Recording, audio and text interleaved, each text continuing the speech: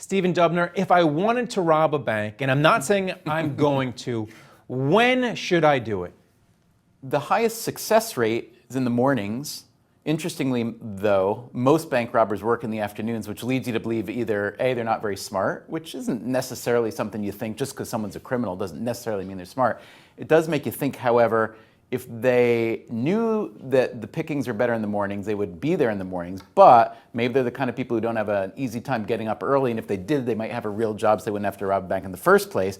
Also, though, your rate of arrest, the average bank robber robs 3 banks before getting arrested, and the average take is only about $1,500. So the ROI on bank robbery, bottom line, is dreadful. So if you're going to be a criminal, bank robbery is bad. Well, we talk a lot about ROIs and returns here at the street. Mostly we talk about Wall Street. Yeah. But you talk about this subject and a lot of other subjects in your new book, When to Rob a Bank. You also talk about tax policy when it comes to Manny Pacquiao and why he doesn't fight in New York. I don't know how much more he's going to fight anyway after losing to Floyd Mayweather, but talk about that.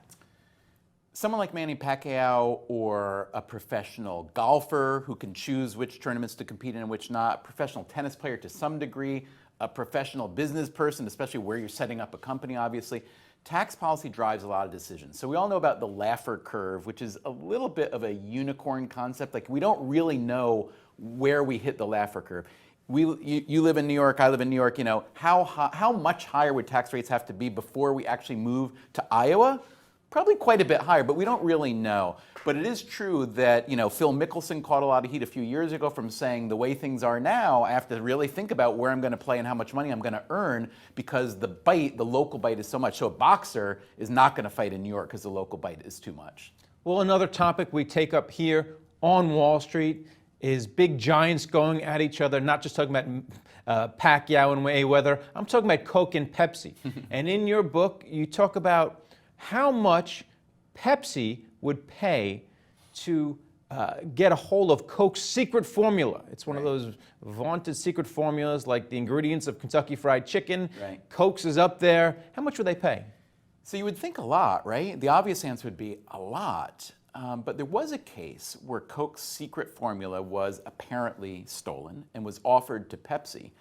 And apparently, Pepsi didn't want it and helped turn the guys in. And if you think about it from from the angle of an economist or a freakonomist, it kind of makes sense because if Pepsi could copy Coke and make a version of Coke, what would that do? It would kind of undistinguish both of them. So Pepsi is no longer different than Coke, just making Coke. But furthermore, they have this really nice kind of duopoly for the most part. What would that do if they were making the same product? It would basically make every cola the same. It would make generic Coke, generic cola as valuable as the others, which would probably erode all their pricing and branding power. So the best thing you could do if you come up with Coke's secret formula, if you're Pepsi, is lose it and keep making Pepsi.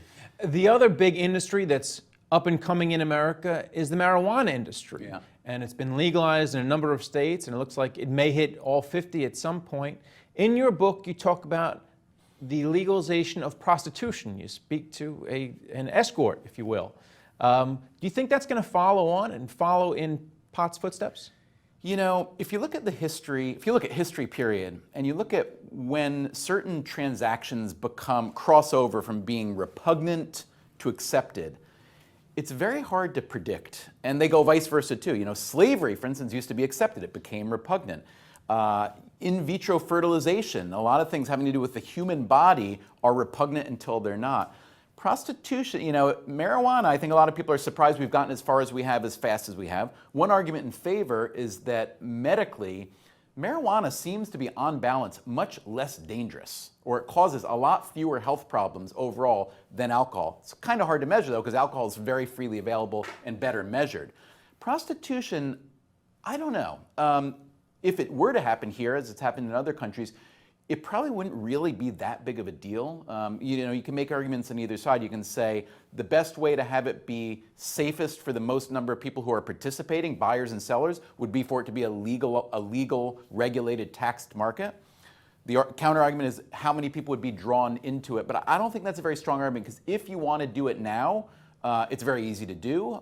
You'd probably make the prostitutes that we talked to said, you know, They're kind of pro-legalization because it would make things easier. It would make them file their taxes legally, which they can't do now. On the other hand, they know they would make less money because once a good goes from being a black market good to a legal good, the pricing power diminishes. And then finally, in your books, the Freakonomics series and the blogs, you talk a lot about incentives and taxing people. One of the big crises in America today is actually happening in California.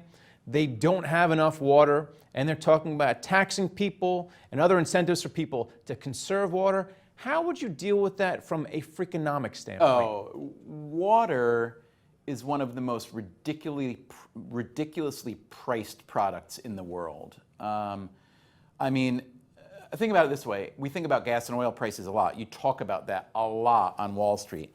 The fact is, if I were to buy a gallon of water in, let's say, 16-ounce bottles, I'm going to pay a lot more for a gallon of water than I am for a gallon of gas. A gallon of gas is coming from oil that has to be brought up from underground. It's got to be refined. It's got to be trucked around and so on. Honestly, the reason we published this book was essentially because of how ridiculous the water market is. I was dropping a kid off in camp in Maine, and I passed the Poland Spring bottling factory. And I grew up in the boondocks of upstate New York where we had water, we drank it, it was free, you never think about charging for it. I thought, if someone can put water in a bottle and charge $1.25, $1.50 for it, why can't we take our blog posts and put them in a book and charge $20 for it? That was what finally tipped the scale for us. Water is a resource like anything. If you don't price a resource properly, if you don't let price theory work, then you get perversions of the system. And that's what California is. When I'm in the right camp, whether it's the agricultural camp or the political camp, and I've been grandfathered in rights that are way below market price, there's overconsumption, there's abuse, and the people who should be able to get it at the proper price aren't able to. All right, it's always fun, Stephen Dubner. Thank you so much. Appreciate it. And thank you for watching The Street.